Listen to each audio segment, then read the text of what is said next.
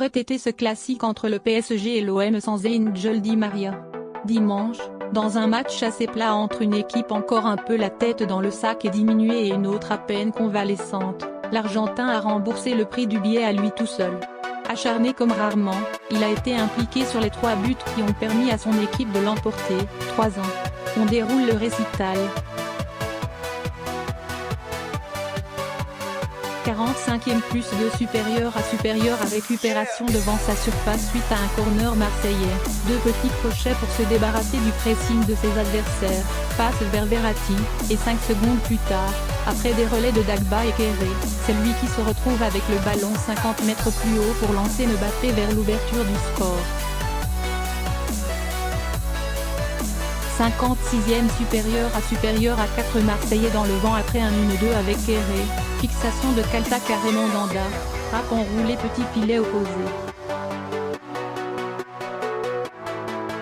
66e supérieur après avoir provoqué l'expulsion de Mandanda sur un contre-joué à 100 à l'heure, il se charge du coup franc, à environ 30 mètres des buts.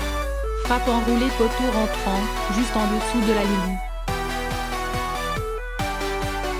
Si vous rajoutez à ça sa finition tout en douceur passe à Mandanda annulée, à juste titre, par le VAR au quart d'heure de jeu. Ses courses défensives à la Cavani pour soulager ses coéquipiers, ses crochets délicieux et ses tibias sacrifiés pour la cause, ça fait un bon gros match plein, qui aurait pu se conclure sur un triplé si Mbappé lui avait laissé le penalty, qu'il a raté, dans les arrêts de jeu. Mais l'Argentin n'a pas argumenté bien longtemps, il savait qu'il avait déjà fait le taf. On savait que 2-3 joueurs chez eux pouvaient faire basculer le match, et ça a été le cas, notamment avec Di Maria, reconnaît Valère Germain. Sur le 2e but on doit faire mieux, après le 3e c'est le talent personnel qui parle. Thomas Tuchel n'a lui pas assez de superlatifs pour parler de son poulain, il a fait un match exceptionnel. C'est extraordinaire. Il a joué un match exceptionnel. Il a été décisif. Je suis heureux car il l'a mérité. En route pour sa meilleure saison parisienne.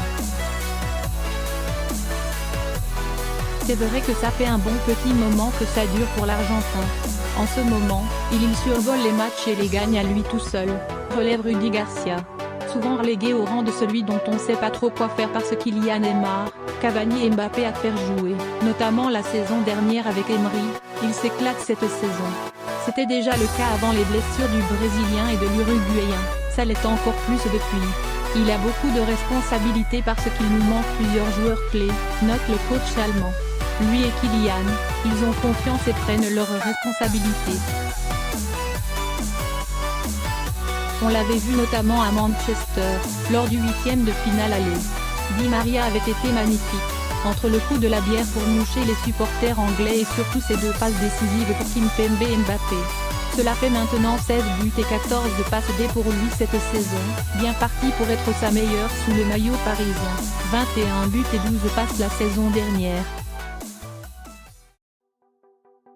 Si on pouvait lui reprocher un petit quelque chose, hormis le fait d'être passé à côté au retour contre Mu comme tous ses coéquipiers, ce serait qu'on aimerait l'entendre de temps en temps en zone mixte. Un soir comme dimanche était l'occasion parfaite, mais on ne se faisait pas beaucoup d'illusions non plus. Après 4 ans dans la capitale, on le connaît finalement assez peu. L'Argentin est un timide, qui répond encore à ses rares interviews en espagnol. Peut-être pour ça qu'il est l'un des derniers hommes sur Terre à faire des cœurs avec ses doigts quand il est heureux. Au moins, ça, tout le monde comprend.